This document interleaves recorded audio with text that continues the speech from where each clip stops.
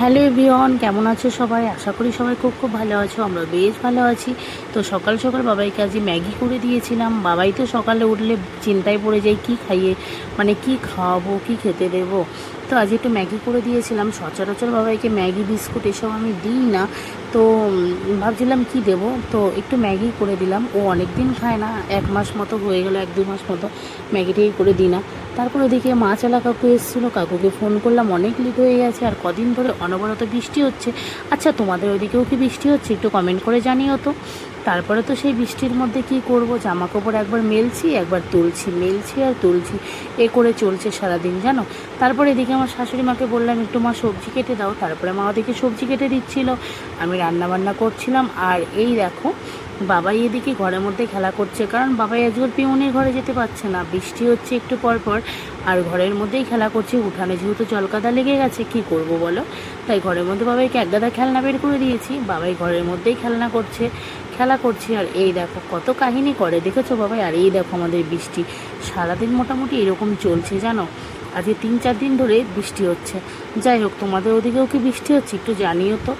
আর তারপরে দেখো আমাদের এই দেখো উঠানের অবস্থাটা একদম জঘন্য অবস্থা। আর এই দেখো এদিকে আমার শাশুড়ি মা 5 টাকার বটবটি নিয়ে এসছে। কেন জানো? 5 টাকার বটবটি আমরা বাটা খাবো। এর আগে আমার একটা দেওর কতগুলো বটবটি দিয়ে গেছিলো তাদের নিজেদের জমি থেকে। সেই বটবটিগুলো আমরা ফ্রিজে রেখে রেখে শুকিয়ে শুকিয়ে ফেলেই দিয়েছি, খাওয়ার হয়নি।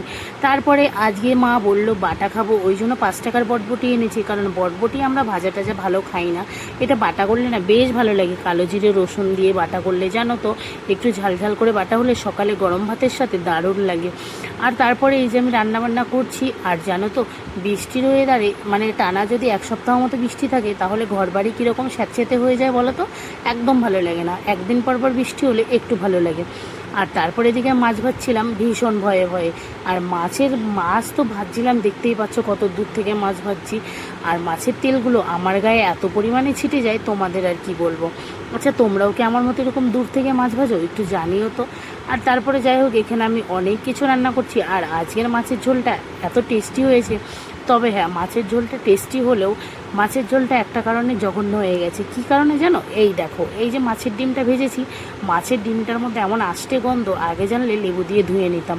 আর আমি দেখেছি সবুজ কালারের মাছের ডিমগুলো জঘন্যই খেতে হয়, একদম ভালো হয় না জানো।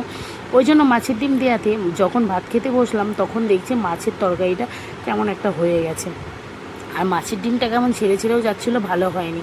এরকম মাছের ডিম তোমরা কিন্তু একদম কিনো না। আমি আমার হাজব্যান্ডকে বলেছি নেক্সট টাইম থেকে এরকম মাছের ডিম আনবে না। যতবার সবুজ কালারের মাছের ডিম এনেছো, আমরা একদম ভালোভাবে খেতে পারিনি। যাই হোক, ওদিকে রান্নাবান্না কমপ্লিট করে আমি স্নান করে চলে এসেছি পুজো দেওয়ার জন্য।